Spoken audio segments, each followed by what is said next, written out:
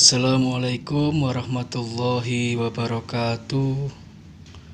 Sahabat-sahabatku semuanya, penonton channel YouTube Pengobatan Media Dzikir Al-Badar, dimanapun kalian berada, mudah-mudahan kita senantiasa selalu mendapatkan rahmat serta ridho dari Allah, dimudahkan segala urusan kita, dan diberikan umur panjang dan barokah oleh Allah. Amin, Allahumma amin.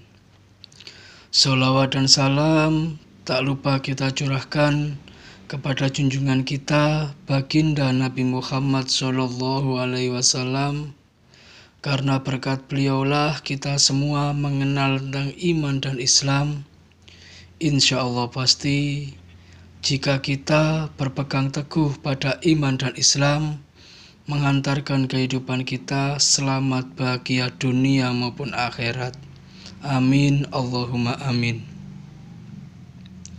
Pada kesempatan kali ini saya akan mengijazahkan sebuah doa yang menjadi doa favorit Rasulullah Shallallahu Alaihi Wasallam, yaitu Rabbana atina fid dunya hasanah wa fil akhirati hasanah wa qina adzabannar.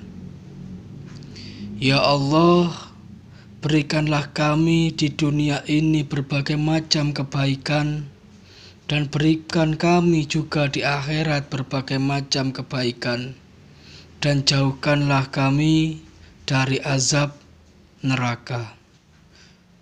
Doa ini Allah abadikan dalam surah Al-Baqarah ayat 201 dan banyak disebutkan dalam hadis-hadis yang diriwayatkan oleh para ahli hadis. Bahkan Imam Al-Bukhari dan Imam Muslim menyatakan sebuah riwayat yang bersumber dari Anas bin Malik, doa yang paling banyak Nabi baca adalah doa minta kebaikan dunia dan doa minta kebaikan akhirat, dan dilindungi dari azab neraka.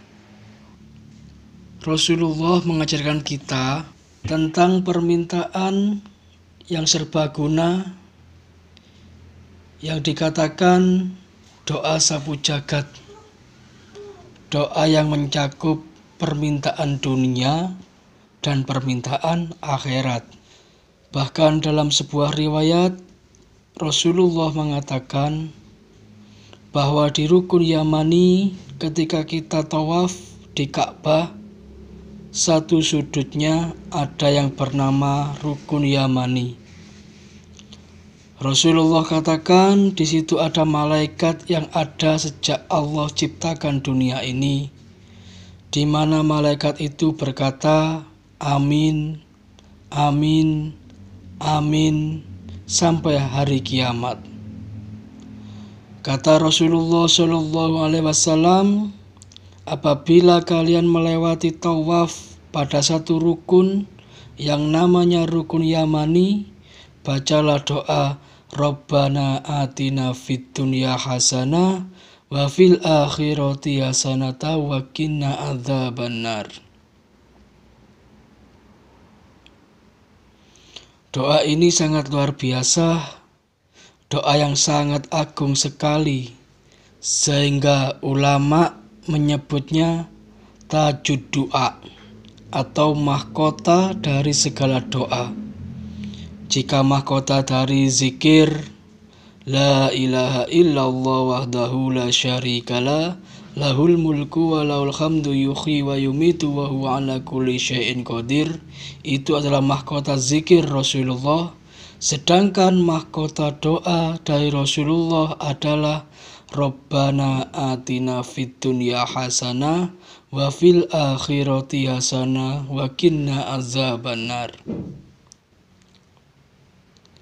Di situ dikatakan kalau kita minta kepada Allah dengan mengucapkan Rabbana atina fid dunya hasanah wa fil akhirati hasanah wa qina adzabannar, maka kita akan diberikan kebaikan dunia maupun akhirat. Dan sejarah disebutkan di kitab Haliyatul Aulia Al-Imam Al-Hafiz Abu Nu'aim Al-Azhani rahimahullah mengenai keutamaan doa Rabbana Atina. Ada sahabat yang bernama Saklaba bin Abdul Rahman. Suatu saat Saklaba bin Abdul Rahman, sahabat yang rajin, hadir di majelis Rasulullah. Sahabat yang sangat cinta kepada Rasulullah. Suatu ketika Saklaba ini melakukan dosa, kemudian beliau sadar tentang dosa yang dilakukan itu. Dan Saklaba ini pergi ke bukit yang ada di Mekah dengan bertujuan bertaubat kepada Allah dan menyendiri untuk menyesali dosa-dosanya itu. Dan dikatakan di kitab bahwasanya lamanya Saklaba berdiam diri atau menyendiri yaitu 40 hari 40 malam.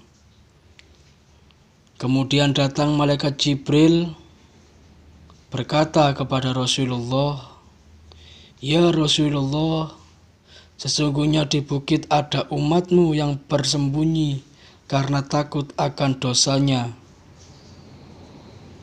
Kemudian Rasulullah memerintahkan para sahabat untuk mencari Saklaba bin Abdul Rahman ini.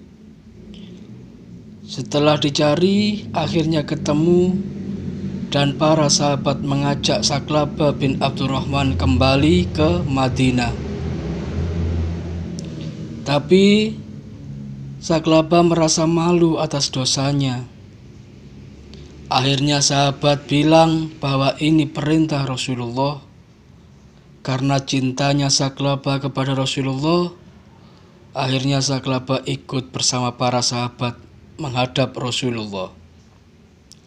Ketika sampai, Rasulullah menyambut Saklaba dan Saklaba berkata, "Ya Rasulullah, sungguh aku malu dengan dosa-dosaku.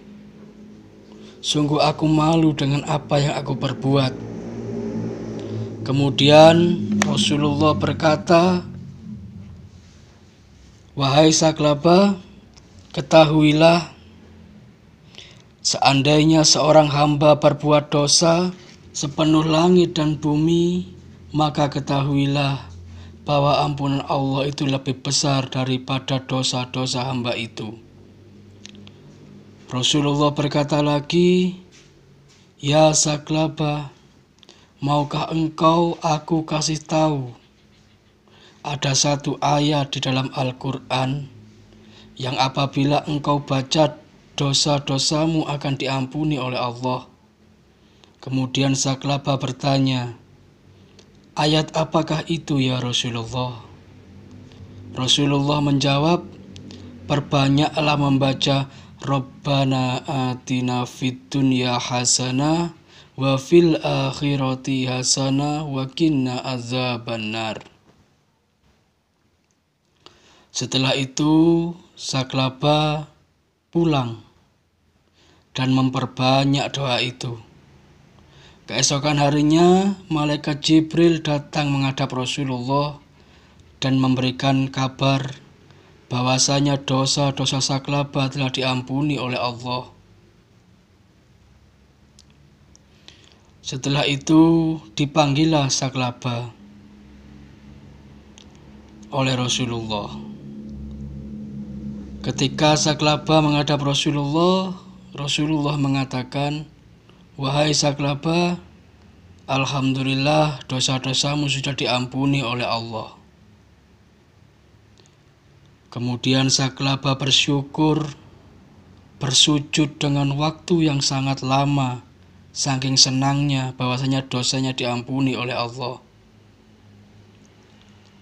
Tetapi ketika lama bersujud, Saklaba dibangunkan oleh para sahabat, dan ternyata Saklaba ini telah meninggal dunia dalam keadaan terampuni oleh Allah berkat doa Rabbana atina fid dunya hasanah wa fil akhirati hasanah wa qina azabannar. Ketika melihat Saklaba meninggal, Rasulullah berkata kepada sahabat, "Cepat rawat jenazah saudaraku ini." Kemudian para sahabat memandikan dan merawat jenazah. Saat Rasulullah akan mengimami sholat, maka beliau mendekati jenazah Saklaba dengan berjalan dengan berjinjit. Sungguh para sahabat heran, mengapa Rasulullah tidak biasa berjalan seperti itu? Mengapa ketika mau menyolati Saklaba, Rasulullah berjalan dengan berjinjit? Kemudian salah satu sahabat bertanya, "Wahai Rasulullah, mengapa engkau demikian?" Kemudian Rasulullah menjawab, "Sesungguhnya aku tak mampu menginjak sayap-sayap malaikat yang bertebaran di bumi ini, karena para malaikat mengepakkan sayapnya untuk memuliakan orang yang taubatnya diterima oleh Allah, untuk memuliakan orang yang diampuni oleh Allah, untuk memuliakan orang yang dicintai oleh Allah." Bayangkan saudaraku, doa yang sangat pendek tapi keutamaannya sangat besar, yang memiliki fadilah untuk kita memohon ampun kepada Allah agar dosa-dosa kita diampuni oleh Allah. Semoga kita bisa memetik hikmah dari kisah sahabat Rasulullah bernama Saklaba. Mudah-mudahan di akhir hidup kita nanti, kita dipanggil oleh Allah dalam keadaan husnul khotimah. Wallahu a'lam bishawab. Assalamualaikum warahmatullahi wabarakatuh.